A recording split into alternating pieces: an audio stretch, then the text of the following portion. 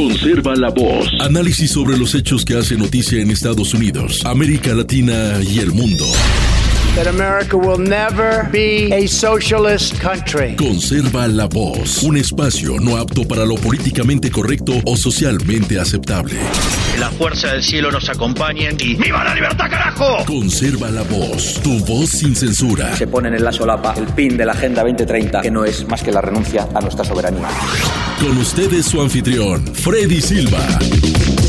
¿Qué tal, amigos? Reciban todos un caluroso y fuerte abrazo en este nuevo episodio de su podcast Conserva la Voz. Desde Tampa, Florida, soy Freddy Silva. Buenos días, buenas tardes, buenas noches, donde quiera que nos vayan a escuchar. Sean cordialmente bienvenidos a este episodio donde el calendario marca 18 de agosto de este 2025. 18 de agosto.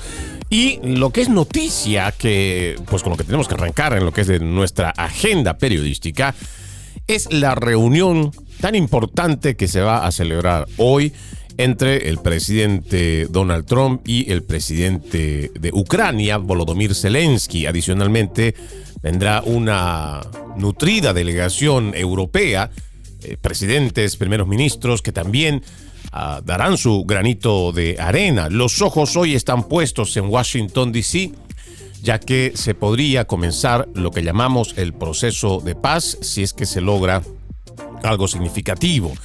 Hace unos días nada más, el pasado viernes, teníamos la visita del presidente de Rusia, Vladimir Putin, a la zona de Alaska. El presidente dijo, pues no hay acuerdo, sin embargo, existe la predisposición de poder alcanzar un acuerdo o comenzar un acuerdo. Lo que era curioso y lamentable también por parte de los medios de comunicación, sobre todo los que están abiertamente antitrumpistas, se llenaron sus programas noticiosos tratando de influenciar en su público, haciéndoles creer que pues simplemente fue una pérdida de tiempo. Incluso se atrevieron a decir la gente de CNN en uno de sus programas que el presidente Trump había terminado la reunión o la conferencia de prensa enfadado con el presidente Putin. Cosa que después, a través de las redes sociales, en X, vimos que nada de esto era cierto. Porque incluso terminaron dándole un obsequio, se dieron la mano, estuvieron, no sé si bromeando, pero estaban en un diálogo bastante ameno. Es, además, lamentable, el tema de cómo abordan los principales medios de comunicación, queriendo hacer ver como que el presidente es capaz de llegar a un acuerdo o presionar para un acuerdo, obligar a una de las partes a que de una vez firme un acuerdo, cuando en realidad esto toma tiempo. Se está hablando de vidas humanas perdidas, territorio también en el cual ha sido invadido. Esto no es una cosa como vamos a sentarnos y vamos a jugarnos al póker y pues mañana lo terminamos y bueno, es más, esta noche arreglamos y zanjamos todo. No. Habrá que poner muchos términos en el papel. Habrá que también pues entrar en un consenso, porque esto no solo va a ser entre Rusia y Ucrania. De por medio han habido presidentes que han aprobado su apoyo militar, han enviado armamento, han enviado equipo militar, sin mencionar lo que han hecho los de la OTAN. Entonces, si después de la Guerra Fría, el siglo pasado, se logró encontrar acuerdos. Sin embargo, estos acuerdos han tomado mucho tiempo y estamos hablando de una guerra que ya ha pasado los 2 años y que seguramente necesitará también de hacer hincapié en muchos aspectos para que sea una paz duradera, una paz que le permita no solo estabilidad a la región, sino también paz al resto del mundo. Y ojalá también esto pueda sentar precedente, porque si los países de Europa, Estados Unidos y quienes quieran ser parte de la historia a lograr un cese al fuego entre Ucrania y Rusia, pues ojalá que también todo esto pueda permitir como precedente a que intervengamos en el resto de las guerras que no traen beneficio para las poblaciones. O igual, esto que está pasando en la Franja de Gaza, que entendemos no debe de estar pasando con ese pueblo palestino que está siendo igual masacrado. Para algunos, hablar sobre esto es, no sé si un tabú o hacer notar de que hay gente que está inocente muriendo, y entre ellos niños. Simplemente es con obviarlo, pues mejor no nos metemos en problemas. No, hay que decirlo, hay que mencionarlo, hay que hablarlo. Y es que, independientemente de cómo usted quiera verse como un belicista o no, o un pacifista o no, si vamos a abogar por el cese al fuego en este conflicto armado entre Rusia y Ucrania, pues también tendríamos que ser con el resto de los conflictos armados que están sucediendo en cualquier parte del mundo. Entre los datos importantes que no podemos dejar de lado es sobre esta reunión en la cual, ya lo dijimos, se van a reunir el presidente Donald Trump con Volodymyr Zelensky. Está pactado para las 3 de la tarde con 15 minutos en la oficina Oval. Además de Volodymyr Zelensky, arriban, o algunos ya están en suelo estadounidense, como por ejemplo el presidente de Francia, Emmanuel Macron. También va a estar la primer ministra italiana, Giorgia Meloni, el canciller de Alemania, Friedrich Merz, el secretario general de la OTAN, Mark Rutte, el primer ministro británico, Keir Starmer, también el presidente finlandés, Alexander Stubb, y la presidente de la Comisión Europea, Ursula von der Leyen. Esta delegación de dignatarios o máximos representantes de Europa han estado brindando conferencias y han estado hablando sobre su propósito de este viaje, pues que nos parece además es obvio, es encontrar un camino a la paz que además le permita a Ucrania y Rusia pues ya acabar con esta guerra, pero también que esta amenaza latente que surge de la cantidad de armamento nuclear que tiene Rusia, pues esa amenaza constante de alguna manera también tendrán los países europeos, igual que Estados Unidos, ver cómo hacemos de este siglo XXI un siglo en el cual no se estén con amenazas y que una paz se establezca para que sea duradera y que las naciones que tal vez no tengan el acceso a tener armas nucleares, pues tampoco que sean las cuales sean sometidas por estas grandes potencias nucleares. Les decía, también el enviado presidencial, o más bien especial, Kate Kellogg, se va a reunir con el presidente de Ucrania, Volodymyr Zelensky. Según fuentes estadounidenses, después también se va a reunir con el presidente Donald Trump. Se habla de que este enviado especial es uno de los que estaría estableciendo, redactando también parte de lo que va a ser este acuerdo. Y lo dicho, ¿no? La reunión está para para las 3 de la tarde con 15 minutos. Esto va a ser en la oficina Oval.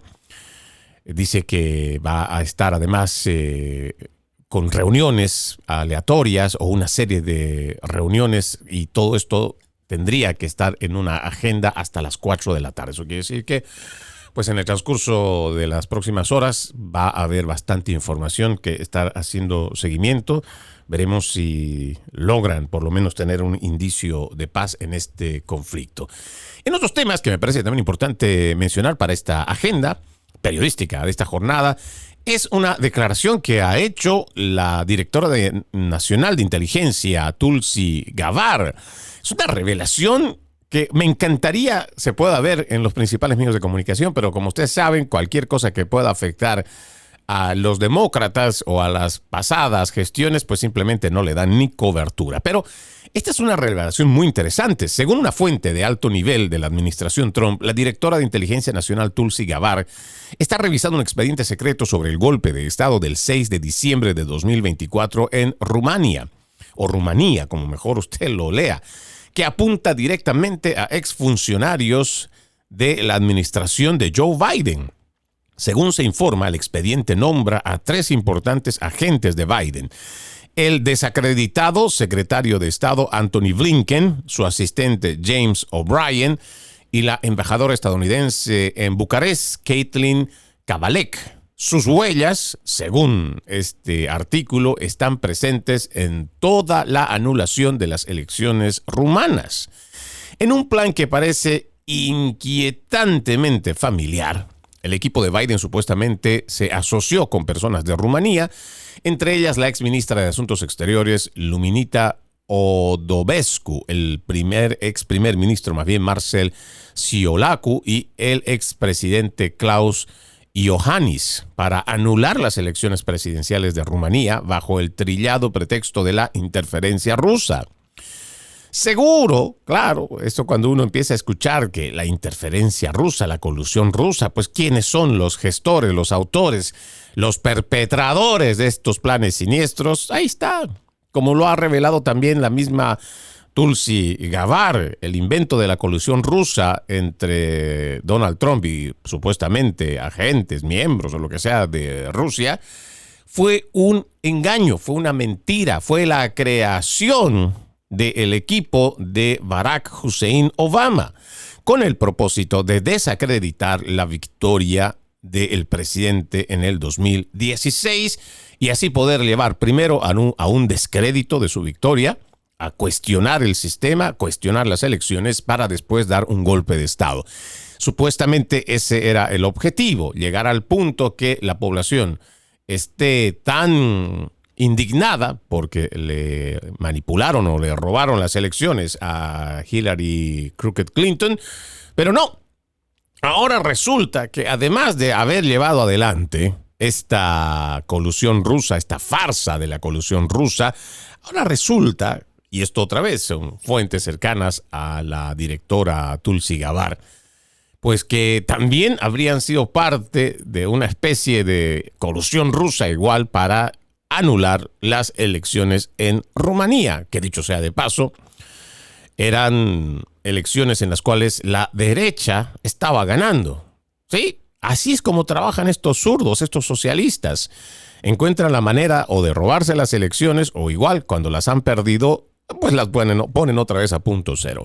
Y ahora, leyendo este artículo, dice, esta semana el ex candidato presidencial rumano, Călin Georgescu, soltó una impactante frase mientras hablaba afuera del Departamento de Policía de Distrito de Bucarest, donde está obligado a presentarse semanalmente bajo control judicial. Él dijo, y citamos, como han visto, la valiente directora nacional de inteligencia, Tulsi Gabbard, ha desenmascarado a todos los que inventaron el expediente de la interferencia rusa en las elecciones presidenciales estadounidenses de 2016, donde el presidente Trump ganó de forma justa. Les garantizo que el expediente de la anulación de las elecciones en Rumanía también está sobre la mesa de los servicios de inteligencia estadounidenses, con los responsables identificados, ex altos funcionarios de la administración Biden, así como sus colaboradores en Bucarest. Georgescu fue más allá, criticando duramente la intromisión del presidente francés Emmanuel Macron en Rumanía, prometiendo que lo mandarán a hacer las maletas con el rabo entre las piernas. ¿Acaso sabe más de lo que deja ver?, dijo Georgescu. La administración Trump claramente ha tomado nota. En mayo, el Departamento de Seguridad Nacional revocó la entrada de Rumanía al programa de exención de visas, una medida que el propio ministro de Asuntos Exteriores de Rumanía admitió posteriormente como un castigo por la anulación fraudulenta de sus elecciones. El último informe sobre la democracia del Departamento de Estado también señaló a Rumanía por pisotear los derechos de sus votantes.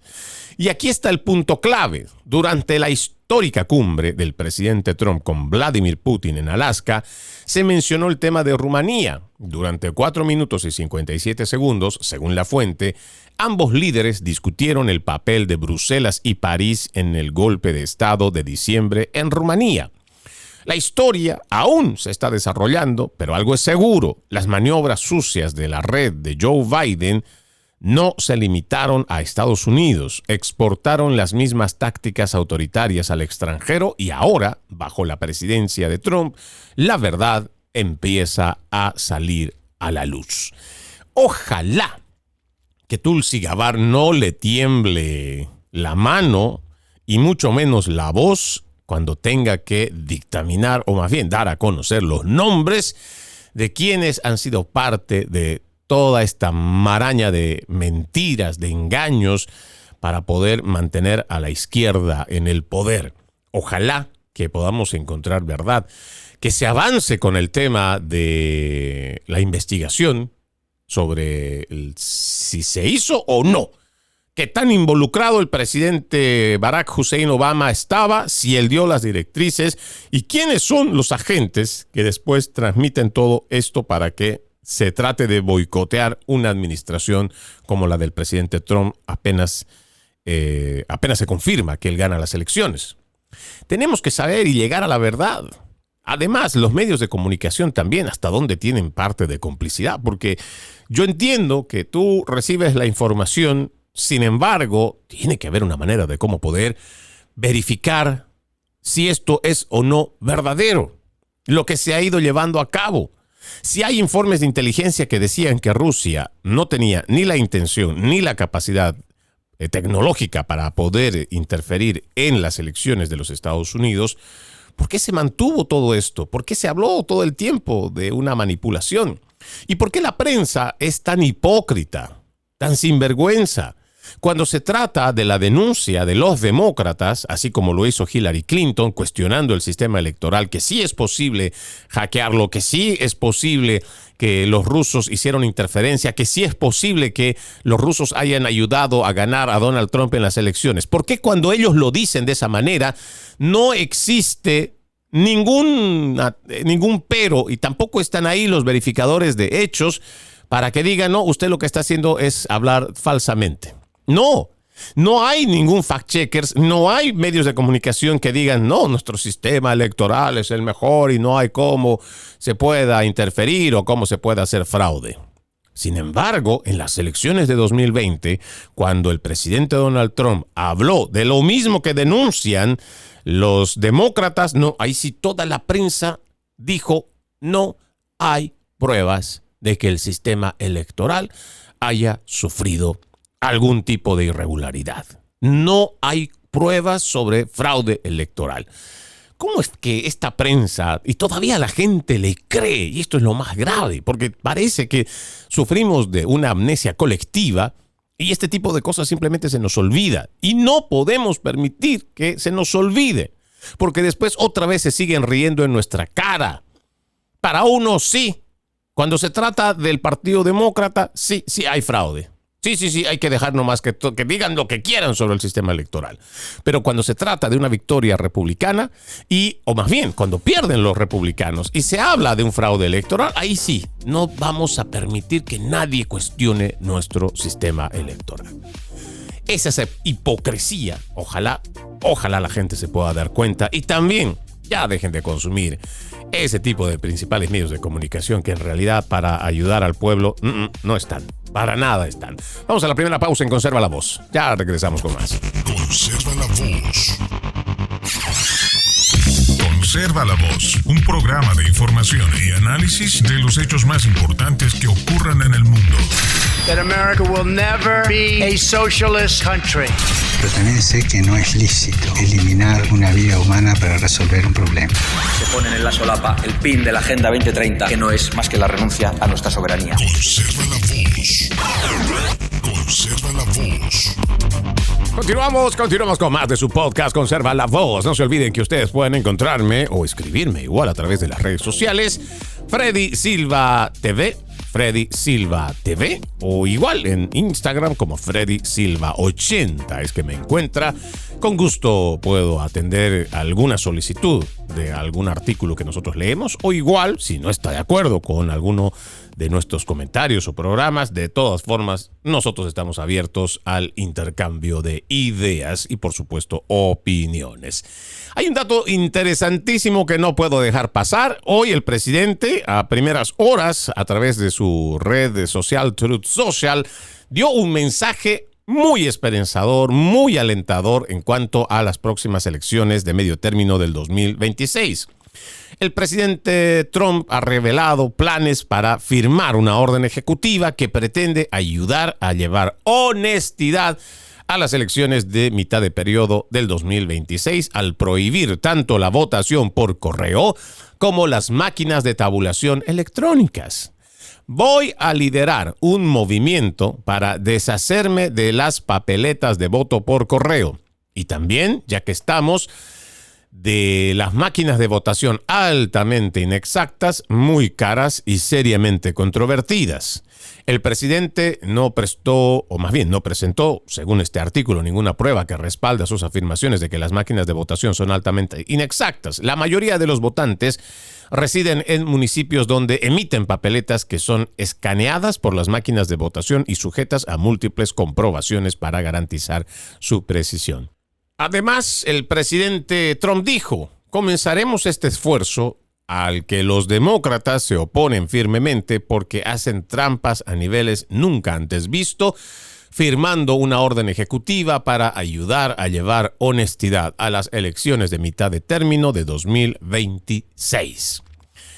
Esto es una excelente noticia, ¿no? El presidente, más de una ocasión, ha dicho que existe, lamentablemente, la forma de hacer trampa a través de la votación por correo. Y sí, se ha confirmado, porque hay casos, sobre todo en la votación del correo. No voy a entrar mucho en el detalle de la afirmación del presidente sobre máquinas inexactas. Eso casi ha sido bastante complejo poder presentar como prueba. Sin embargo, en el tema de la votación por correo, sí, hay muchas maneras de poder hacer fraude electoral a través del voto por correo. Se ha sabido, por ejemplo, de activistas que ni siquiera son republicanos, pero que han hecho seguimiento, trabajo de investigación y, por ejemplo, en los asilos de ancianos, en los geriátricos, ellos solicitan a nombre, o sea, los que cuidan o los que van y los ven, se toman la atribución de solicitar el voto por correo por los ancianos. No lo hacen sus familiares, no, lo hacen estas personas que están dedicadas a esto, porque además, incluso entiendo, a muchos les pagan. Entonces solicitan esta votación. Los adultos mayores, algunos padecen de demencia, no saben siquiera que ellos han solicitado o alguien ha solicitado esta votación por correo. Entonces, estos mismos cuidadores van, revisan el correo, reciben la votación por correo, llenan por los ancianos, ni siquiera les preguntan, y han emitido un voto fraudulento. Otra forma también es lo que llaman la cosecha de votos. Yo recuerdo a más de un activista, entre ellos Gary Snyder, que allá en Arizona lograron filmar a gente que, por ejemplo, utiliza una ONG, llegan a las zonas más pobres, donde viven minorías, por ejemplo, los hispanos, y durante 3 meses antes de que lleguen las elecciones, lo que hacen es llevar comida, transporte, algún tipo de cuidado gratuito. Entonces toman sus datos y empiezan a saber dónde viven, en qué lugar, qué necesidades tienen, y entonces empiezan a dar una especie de regalos una vez al mes o 2 veces al mes. Pero entonces, cuando ya llegan las elecciones, les dicen que ellos deben, para seguir recibiendo esta ayuda de una ONG, que seguramente incluso es con dinero de los contribuyentes, pues entonces resulta que si usted no entrega su papeleta de votación para que ellos se lo llenen, pues entonces usted ya no va a poder seguir recibiendo esa ayuda. Esto es prebenda, sí, y esto es algo ilegal. Y se puede hacer, ¿por qué? Porque se permite que la gente haga el pedido de que reciba su voto por correo. Sin embargo, no hay cómo controlar de que fueron o no chantajeados, extorsionados, porque al final del día es una extorsión. Si no votas por mí o no votas por el partido, pues entonces no te damos. Hay coerción ahí para el voto y eso también es ilegal. Pero hay gente que se presta para ello. En este sentido, pues el presidente está liderando este movimiento, como lo llama él, a través de sus redes sociales, y va a pedir que se elimine la votación por correo, que también se verifique este tema de, según él, las máquinas inexactas. Ahora, dice, las elecciones en Estados Unidos están en gran medida descentralizadas y se administran a nivel estatal y local con cierta participación del gobierno federal. Hay varias leyes vigentes, como la Ley Nacional de Registro de Votantes de 1993 y la Ley de Derechos Electorales de 1965, que establecen reglas básicas federales para los estados y municipios. La Comisión Federal Electoral supervisa las prácticas de campaña de los candidatos que buscan un cargo nacional. La Comisión de Asistencia Electoral proporciona recursos a los estados y gobiernos locales en la administración de elecciones, y la Agencia de Seguridad de Infraestructura y Ciberseguridad trabaja para proteger la infraestructura de votación. En marzo de 2021, el presidente Joe Biden firmó una orden ejecutiva que instruía a las agencias federales a encontrar formas de ampliar el registro de votantes, una medida que fue duramente criticada por los republicanos. El pasado mes de marzo, el presidente Trump firmó una orden ejecutiva que buscaba impedir que los estados contabilizaran las papeletas de voto por correo con matasellos del día de las elecciones, pero entregadas después del cierre de las urnas. En junio, un tribunal impidió que dicha orden entrara en vigor, ya que un juez determinó que el presidente carecía de autoridad para imponer dicha norma. Trump ha insistido que tiene la autoridad para decirles a los estados cómo manejar el recuento de votos. Y esto es lo que escribió. Recuerden, los estados son simplemente un agente del gobierno federal en el recuento y la tabulación de los votos. Deben hacer lo que el gobierno federal, representado por el presidente de los Estados Unidos, les ordene, por el bien de nuestro país. El renovado interés del presidente en los procesos electorales parece haber sido provocado por su cumbre con el líder ruso Vladimir Putin en Alaska. ¿Sabes? Vladimir Putin dijo algo. Una de las cosas más interesantes, contó el presidente Trump en una entrevista. Sus elecciones de 2020 fueron amañadas porque existe el voto por correo. Voto por correo en todas las elecciones. Ningún país tiene voto por correo. Es imposible tener voto por correo y tener elecciones honestas. Según el presidente, también afirmó que Trump hubiera ganado la reelección en 2020. La guerra en Ucrania no habría ocurrido. Esto según lo ha contado también el presidente. Ha finalizado esta publicación en su cuenta de Truth Social diciendo: las elecciones nunca pueden ser honestas con el voto por correo, y todos, en especial los demócratas, lo saben. Yo y el Partido Republicano lucharemos con todo para restaurar la honestidad y la integridad en nuestras elecciones. Vamos a ir viendo cómo se va procesando este anuncio, esta orden ejecutiva. Ya una de las cortes en el mes de marzo que firma esta orden ejecutiva, pero después es rechazada unos meses después por una corte, pues vamos a ver hasta dónde puede llegar el poder ejecutivo y no ser otra vez revertido por el Poder Judicial. Sin embargo, el llevar adelante un movimiento nos parece muy interesante, pero a la vez también nos parece importante que la gente empiece a tomar conciencia de que, aunque los medios de comunicación, que yo no entiendo por qué existe tanta defensa férrea por decir que el sistema o las máquinas de contar o lo demás no hay forma de cómo puedas, realmente no entiendo por qué. Si se ha encontrado fraude, se ha encontrado la forma de cómo lo hacen, han llevado a través de una fiscalía, han llevado a una corte a que dicte sentencias de fraude electoral. Sin embargo, parece que todavía seguimos diciendo de una forma muy irresponsable que ese sistema pues no puede ser hackeado o bloqueado. Estos mismos que te dicen que eso es imposible son los mismos que durante el 2020 decían que, o más bien en el 2016 decían que sí, que Rusia fue capaz de interferir en las elecciones, que Rusia fue capaz tecnológicamente de hackear los sistemas, o dijeron igual que ellos pudieron interferir en los sistemas y por eso es que ganó el presidente Trump. Estos mismos sinvergüenzas son los que terminan diciéndote primero que no hay prueba, nada señala, y tienen una defensa muy férrea. Pero habrá que concientizar a la gente. Si existe una sola posibilidad de que alguien haga fraude, pues quiere decir que el resto puede estar igual comprometido, porque no depende solo de la buena fe del americano. también depende de la mala fe de aquellos actores que quieren a toda fuerza copar el poder.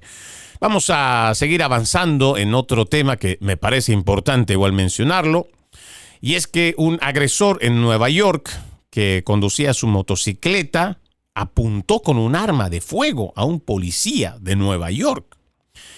Se trata de un inmigrante indocumentado, Lagione Soto, de República Dominicana.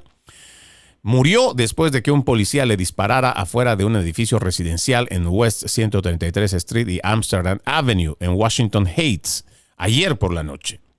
Soto, quien había cruzado la frontera por El Paso, Texas, en junio del año pasado, fue uno de los delincuentes que viajaba en ciclomotor que emboscaron al oficial fuera de servicio, dijeron las fuentes. Sí, para que usted recuerde, este agresor pues había estado involucrado en otros 3 robos violentos apenas horas antes.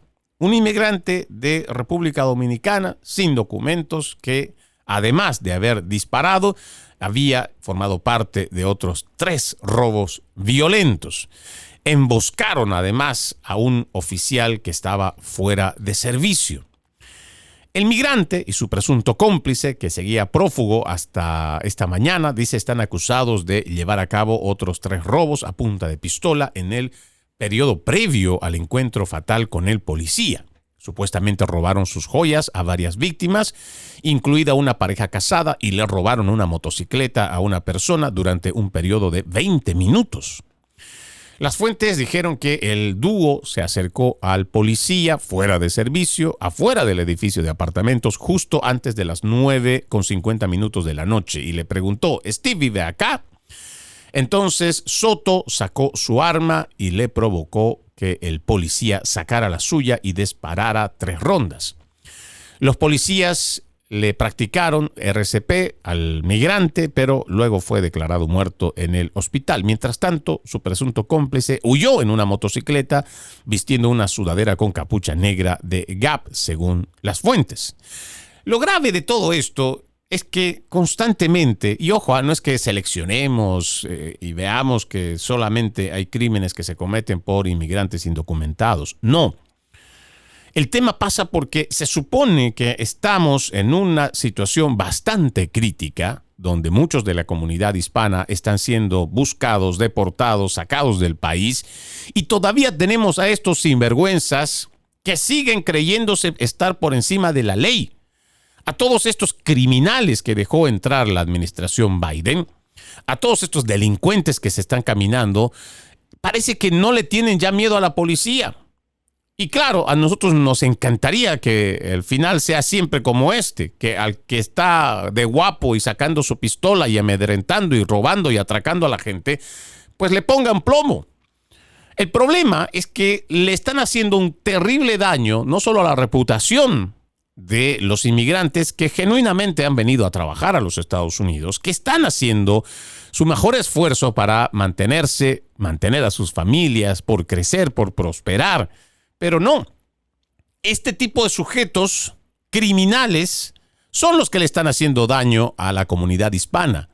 Estos son de los cuales hay que hablar para identificarlos y rápidamente sacarlos. El problema también pasa porque los medios de comunicación siguen llevando adelante la narrativa de que toda la inmigración es buena, de que toda la inmigración debería quedarse y no deberíamos estar permitiendo que los agentes de ICE o que esta administración lleve adelante su trabajo de cumplimiento de la ley. No, esto es grave. Nosotros tendríamos que estar del lado de la ley y nosotros, porque al final del día vamos a ser los más afectados, tendríamos que estar apoyando a nuestra policía para que saquen este tipo de delincuentes. A estos como este Soto, que entró antes de amenazar con una pistola para dispararle al policía que estaba fuera de servicio. Antes se pasó a robar, se llevó una motocicleta, asaltó a una pareja, le robó sus joyas. A esta gente no la queremos. Nos está haciendo quedar mal. Nos hacen quedar mal como inmigrantes hispanos. Y es de estos de los que tenemos que hablar. Para que los identifiquen, para que los saquen. Les decía, nosotros al final del día, tarde que temprano, directa o indirectamente, vamos a ser víctimas de estos delincuentes. Y créanme, en pequeña o gran medida. Y no estoy exagerando. Mucha de esta gente ha vivido de la criminalidad en sus países. Y créanme, a menos que algo muy grave haya pasado en sus vidas, incluso así mucha gente no cambia y siguen una vida delincuencial porque no quieren trabajar. Mejor es quitarle lo ajeno a una costa de la vida. Y estas cosas se tienen que acabar. Y la única forma es que entremos en una etapa de conciencia de lo que está pasando en nuestro país. Vamos a la última pausa. Ya regresamos con más de Conserva la Voz. Conserva la Voz. Conserva la Voz, un programa de información y análisis de los hechos más importantes que ocurran en el mundo. That America will never be a socialist country. Pero también sé que no es lícito eliminar una vida humana para resolver un problema. Se ponen en la solapa el pin de la Agenda 2030, que no es más que la renuncia a nuestra soberanía. Conserva la Voz. Conserva la Voz. Gracias por continuar con Conserva la Voz.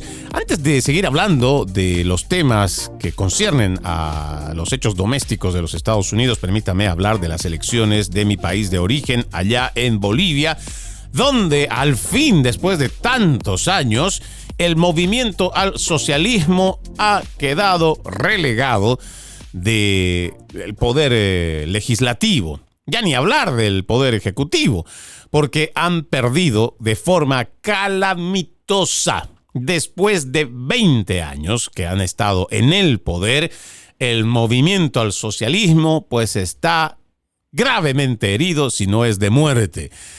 En los datos de las elecciones puedo decirles que, según el sistema de resultados electorales preliminares de Bolivia, al 92% de las actas escrutadas, el candidato Rodrigo Paz Pereira, del Partido Demócrata Cristiano, el PDC, lidera la contienda y después ha logrado más bien 1.527.759 votos, equivalentes a más del 31% de los votos.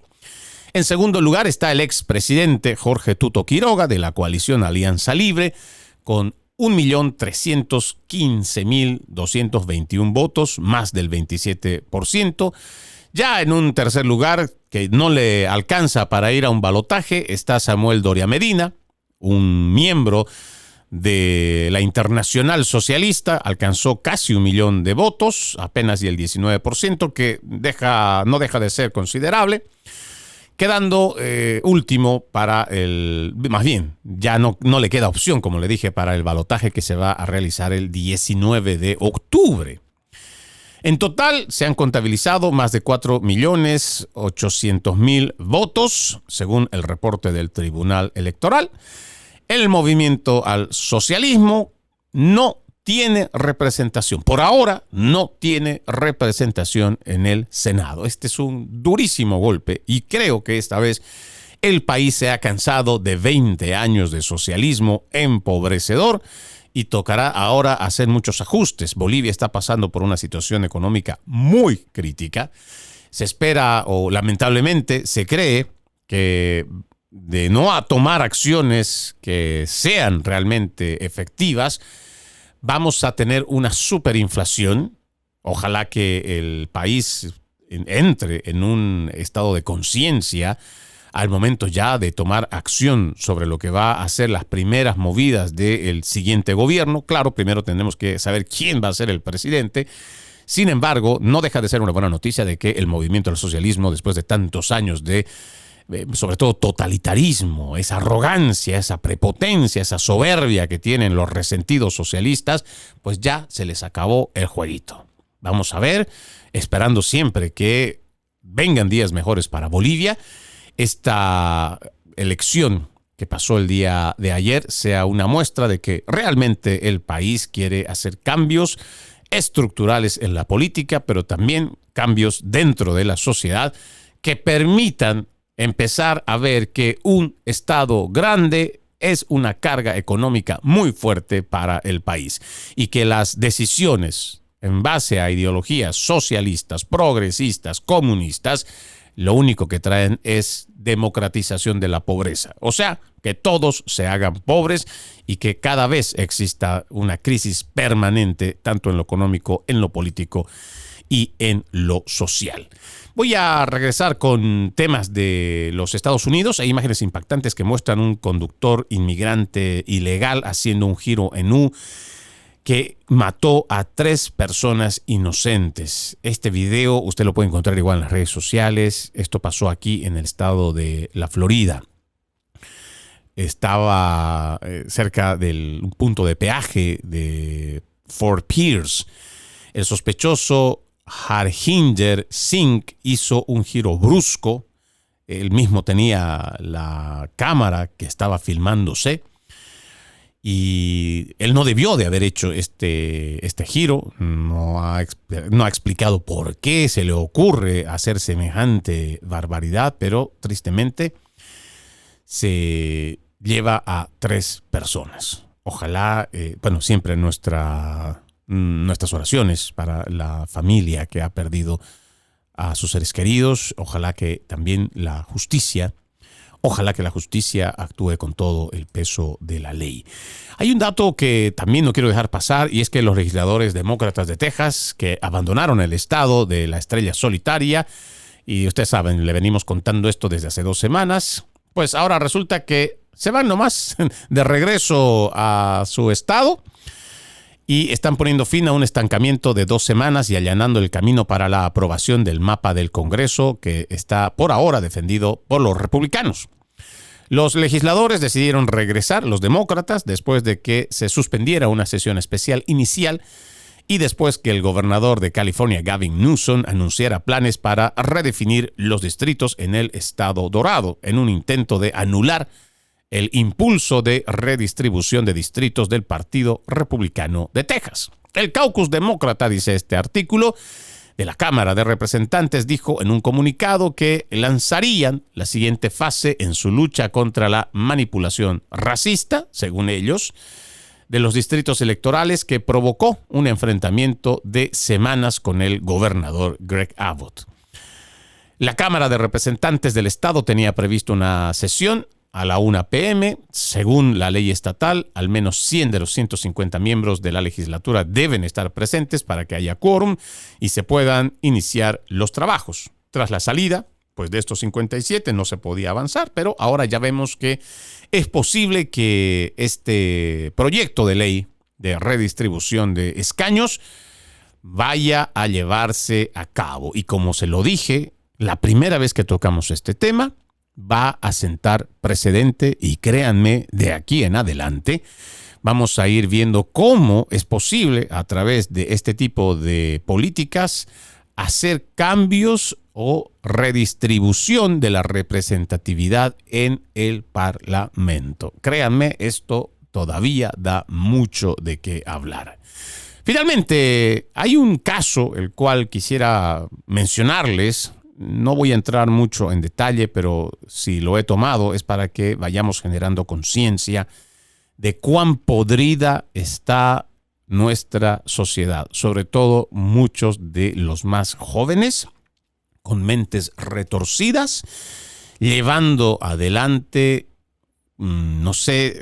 son asesinatos, pero no sé qué adjetivo puedo ponerle.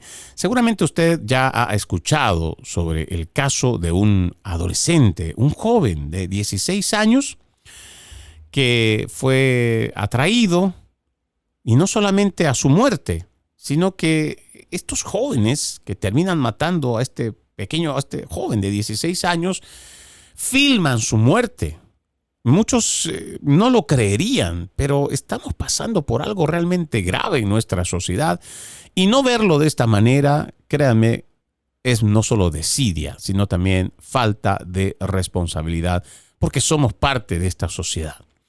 Resulta que en Carolina del Sur hay 9 personas detenidas. Hay uno al cual se le va a capturar, es lo que dice la policía, o esperan que se entregue, de un asesinato contra un joven de 16 años, mientras que las autoridades dicen que los adolescentes mataron a este joven a tiros y filmaron esta parte. Se trata de Trey Dean Wright, que fue asesinado a tiros en junio después de que su novia supuestamente lo incriminara. Lo llevó hacia un área remota, le hizo acusaciones a su novio, hizo que se fueran a ver hacia un lugar que estaba alejado, en una carretera rural del condado Florence, donde ya lo esperaba un grupo de adolescentes para generar un ambiente de pelea y después el fin era acabar con su vida. Wright dice se encontró con Devon Scott Rapper, otro joven de 19 años que está acusado de haber mostrado previamente un arma y amenazarlo con dispararle, y los dos comenzaron a discutir por una jovencita, según la oficina del condado sheriff, la oficina del sheriff del condado Florence. Al menos un adolescente entre toda esta multitud, estos 10, se dice que son más, pero entre los que están capturados son 9 y se espera que uno se entregue. Uno de estos comenzó a filmar mientras la pareja discutía y estaba grabando cuando Rapper supuestamente apretó el gatillo varias veces, golpeando además y matando a Wright. El muchacho Rapper fue arrestado al día siguiente de que se encontrara el cuerpo de Wright el 24 de junio, y en las semanas siguientes otros 8 adolescentes fueron acusados de diversos cargos por supuestamente ayudar a preparar el asesinato. El violador está acusado la persona que ha disparado está acusado de homicidio y posesión de un arma, mientras la novia de Wright, de 17 años, Jana Kistenmacher, está acusada de complicidad antes del hecho. La oficina también dice que Kistenmacher sabía que Rapper estaba armado y deliberadamente instigó una confrontación entre él y Wright. La fotografía usted lo puede ver en el New York Post, que es de donde estoy haciendo lectura de este artículo. Muestra a estos sospechosos que están ya arrestados. También se les ha puesto una acusación a Hunter Kendall y Corinne Belviso, de 18 años, Sidney Cairns, de 17, aunque no está claro cuál es el papel que desempeñaron en todo este asesinato. Y le decía que he tomado este artículo para generar un poco de conciencia de lo que estamos viviendo en nuestra sociedad. Parece mentira, pero hasta el punto del desprecio de la vida humana, tomárselo a broma. Tal vez al final los jóvenes podrán decir a través de sus abogados que no era lo que buscaban, que no estaban en sus planes el asesinar a una persona. Sin embargo, sí había planes para llevar a este muchacho, el que pierde la vida, 16 años.